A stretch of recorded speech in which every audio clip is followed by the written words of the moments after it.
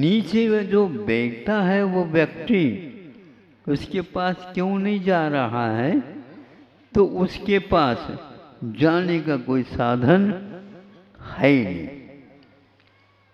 इतने ऊंचा है तो जा कैसे सकता? मेरे पास पंख होते तो उसको एक आधा सेकंड में ठीक कर देता, लेकिन मेरे पास पंख नहीं। इस प्रतीक्षा में है, ये लटक तो रहा है, नीचे गिरेगा तो सर्वप्रथम मैं ही इसको पकड़ूंगा, लेकिन वो देख करके सोच ही रहा है। वह भी अपने स्वभाव को खो देता है और यह भी अपने स्वभाव को खो देता है। शिकार खेलने वाला भी और शिकार दोनों ही अपने आप को खो दिए। यह मैं इसलिए कह रहा हूँ, आप लोगों की मन दशा जो है, मनोदशा, इससे भी बहुत कठिन हो जाती है।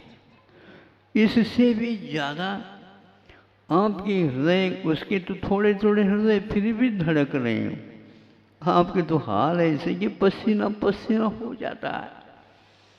और डॉक्टर कह देता है, वैद्य लोग कहते हैं अब इसको क्या करो, पंप खूब जोर से करना प्रारंभ करते हैं, लेकिन उसमें हवा नहीं आ पाती, श्वास नहीं आ पाते। जो कर रहा है, पंप कर रहा है, उसी के भी पसीना हो जाए, लेकिन उसके धड़कन चालू नहीं हो पा रहे।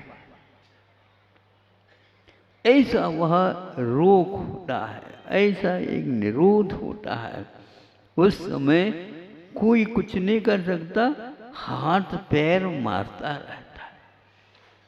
छाती को कूट कूट लो, लेकिन वह किसी भी प्रकार से कूटना उसका कार्यकारी नहीं होता। नीचे वह शेर की भांति या व्याघ्र की भांति बिल्ली बैठी है और दृष्टवामनीश मणि अन्वेष है ना, भगवान को दृष्टा बहंत मणिमेश विलोकनी, ये ऐसे है भगवान देखने योग्य। उनको आपको देख करके हम सब पीड़ा को ही भूल जाते हैं, और यह भी पीड़ा को भूल नहीं रहा, किंतु पीड़ा में मग्न हो गया इस विश्वास के साथ कि मेरे अब कोई शरण है नहीं। इसी बीच कुछ कर्म साता समझ लो उदय में आए, और उसका एक साथी आकर के उसी के पास बैठ गया, और वो हैरान है, ये लटक क्यों रहा है। और जो साथी आकर के बैठ गया, वह लटकता हुआ ऊपर की ओर दृष्टि करता है। उस समय सोचता है कि ये कौन आ गया, मैं लटक रहा हूं किंतु यह सीधा कैसे बैठ गया। आखिर नीचे इसने भी तो देखा होगा। बैठा बैठा इसकी लटकन का कारण वह सोचता रहा, और वह बोलना प्रारंभ कर देता है, फालतू, तुमने तो वंश को ही लजा दिया, कहाँ चली गई तुम्हारी बुद्धि। ये जब कहने लगा, ज़्यादा बोलो नहीं, यदि छलांग ले ले तो दोनों ही नहीं बच पाए। कौन किसकी बात करते हो? नीचे की ओर देख तो लो। नीचे की ओर देखा तो एक बिल्ली तो बैठी है, वह यहाँ तक आ नहीं सकते। ले तो ले छलांग, उसके पास मंत्र सिद्धि हो तो बात अलग है, ऊपर आ सकते, लेकिन वह आ नहीं सकती। ऐसे जब कुछ बातें कही तो तुम लटक क्यों रहे हो? हाल हमारा बताना मुश्किल है, मैं कैसे बताऊं? उसके कारण मेरा ये हाल हो गया। अब तुम ही बताओ क्या करूं? और कुछ करना नहीं है, होश हवास में आ जाओ। और वह उड़ने को तैयार हो जाता। जब वो पंख खोलता है तब इसको होश आ जाते, जैसे स्वप्न टूट गया। आप लोगों को कैसा हो रहा है? आपका स्वप्न न रात में टूटा, न दिन में टूटा, न समोशरण में जाने के बाद में भी नहीं टूटा। धन्य है आपका स्वप्न और निद्रा। ये निद्रा है कि तंद्रा है कि क्या है, क्या है समझ में नहीं आता। सब लोगों को समझ में आ जाए, लेकिन मनुष्य को समझाना बहुत कठिन है। मनुष्य को समझाना बहुत कठिन है, और मनुष्यों के लिए उपदेश होता है। और रविवार के दिन आप लोग आ जाते हैं। आप भी बहुत होशियार हैं, अन्य दिनों में नहीं आते। महाराज दुकान बंद थोड़ी कर सकते, रविवार के दिन बंद हो जाता, इसलिए आप आ जाते हैं। अब की बार हमने सुना 4 दिन से लगातार छुट्टी चल रही, शुक्रवार के दिन भी, कल शनिवार के दिन भी, रविवार के दिन भी, कल और है बताते। इन 4 दिनों में हमें भी बचना बहुत कठिन हो।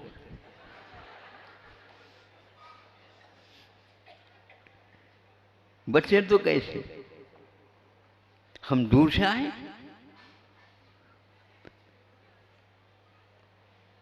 दर्शन देते रहो, घंटों भी बैठ जाए कोई बाधा नहीं। अब दर्शन देते रहो, दर्शन देना तो आपका काम है।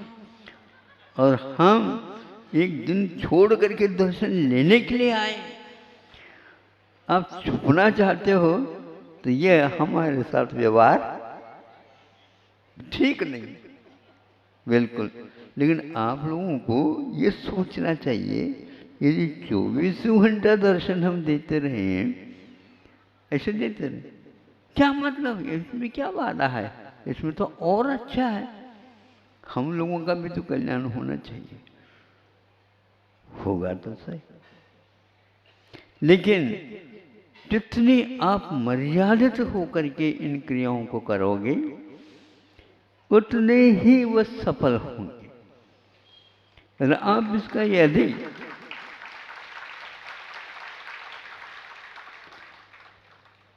भोजन को आप सावधान होकर के लेते हो, पानी आप सावधान होकर के लेते हो, शयन करते हो तो सावधानी के साथ सैया बिछाते हो, चलते हो एक कदम रखते हो तो सावधानी के साथ करते हो, कोई भी बाधा हो तो उस बाधा को टालने का आप पुरुषार्थ करते हो।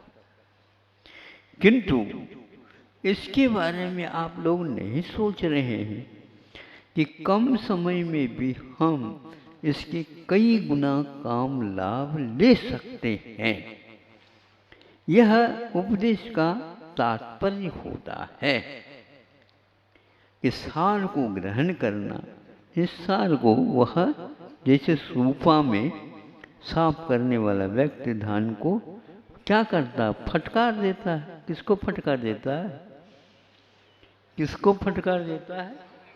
सूपा में तो भरा हुआ धान भी है, चावल भी है, वो भी है, सब है, लेकिन फटकार किसको देता है? वो तो फटकार वह इस ढंग से उसको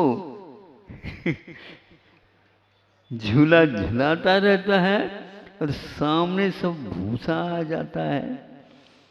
उसके लिए ऐसे नीचे से वो फटकारता है तो वह भूसा भूसा ये नीचे गिर जाते हैं और एक दाना भी आप तो पहले दाना ही फेंक रहे और भूसे को अपने पास स्वीकार रहे हैं।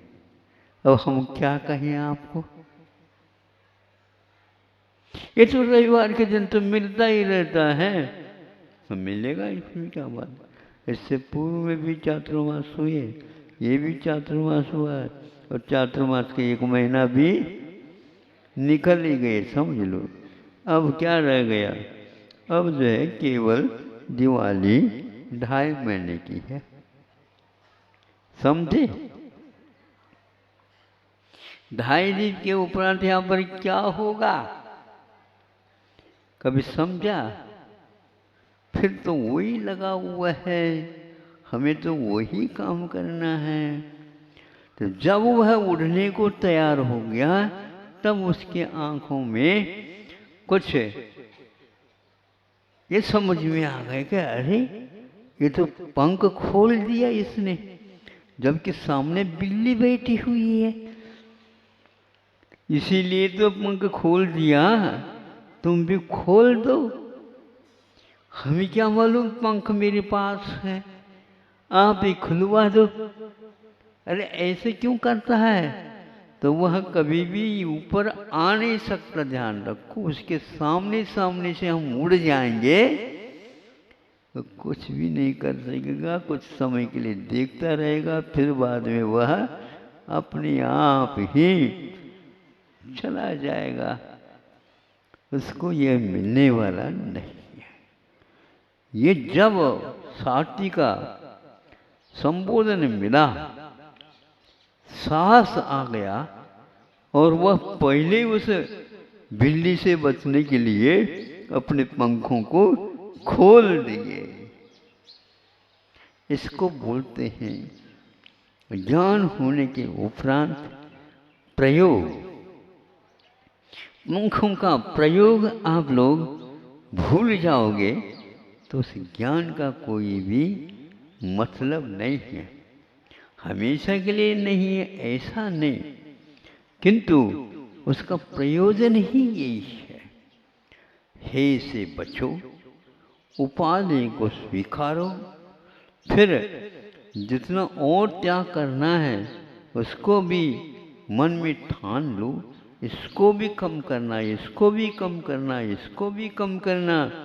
कम करते करते करते एक समय पर पूरा का पूरा विसर्जित किया जाता है। ऐसे क्रम से ही यह अपनी नींद खुल सकती है। और जितने जितने आप नींद से दूर हो जाओगे उतने उतने सजगता और बढ़ती जाएगी। इतना प्रकाश पर्याप्त है। ज़्यादा प्रकाश का उपयोग करोगे वो आँखों के लिए तकलीफ देगा। आँखों के ऊपर यदि आप रोशनी छोड़ते हो, फ्लैश जिसको बोलते हैं आप मोबाइल की, वो उतने समय के लिए आप देख नहीं पाते हो, ये पक्का है। उसी प्रकार आपको उतना ही देखना है जिसके द्वारा रास्ता ठीक समझ में आ जाए और किससे बचना है और किसको स्वीकारना है। ये फर्क आ गया, पर्याप्त हो गया। लेकिन आपको चूंकि ये बीमारी लगी हुई है, काम में आ जाता तो अच्छे संग्रह कर लो। कभी कभी किताब यदि मान लो शास्त्र यदि फूकट मिलते हैं, हमें भी दे दो, एक पढ़ने को भी दे दो, बच्चे के लाने भी दे दो। हाँ अच्छा है। क्या करना है? पढ़ना तो है ही नहीं। इसलिए पहले के लोग उन शास्त्रों के ऊपर लिखवा लेते थे। क्या लिखवा लेते थे? मूल्य, सदुपयोग। उपयोगो लक्षण। जैसे उपयोग लक्षण है आपका, उसी प्रकार शास्त्र का अवलोकन करो, स्वाध्याय करो और दूसरे के लिए दे दो। हमने खरीदा, दूसरे को देने के लिए थोड़ी है। फिर सर्वज्ञ क्या कहेंगे, अरे हमने साधना के बल पर हमने प्राप्त किया और तुम्हारे लिए उपदेश दे दे, टिकट लगाओ पहले। इस प्रकार आज प्रवचन के लिए भी टिकट लग रहे हैं। हमने सुना, देख धन्य है, इस काल की यही तो महिमा है।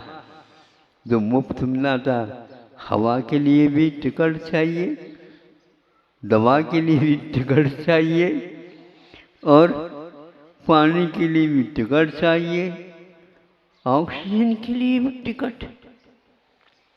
पानी बिक रहा है, मिल नहीं रहा है, हवा ऑक्सीजन मिल नहीं रही है, उसके लिए भी पैसा खर्च करना होता है। जिस समय हवा के लिए कीमत मूल्य लगेगा, जिस समय मुफ्त पानी जो मिलता उसके लिए भी खरीदना पड़ता, वो सब दरिद्रता का प्रतीक ऐसा कहा गया। इसलिए सबसे ज़्यादा तो आज गरीबी की ओर ये जा रहा। दूध मिलना कठिन है, पेट्रोल मिलना कठिन है और पानी भी मिलना और कठिन हो गया। क्या कर रहे हो आप? यही चीज है, शीशी में रख करके अब पीते ही जा रहे हैं। ये कहाँ की परंपरा है? अब थोड़ा तो सोच तो लो। दौलत राम जी ने ये लिखा, जल और मिट्टी, जल मृतिका बिन नहीं गए असो अदत्ता। हाँ, बिना दिए केवल जल और मिट्टी को छोड़कर दूसरे के पदार्थ को हाथ नहीं लगाना।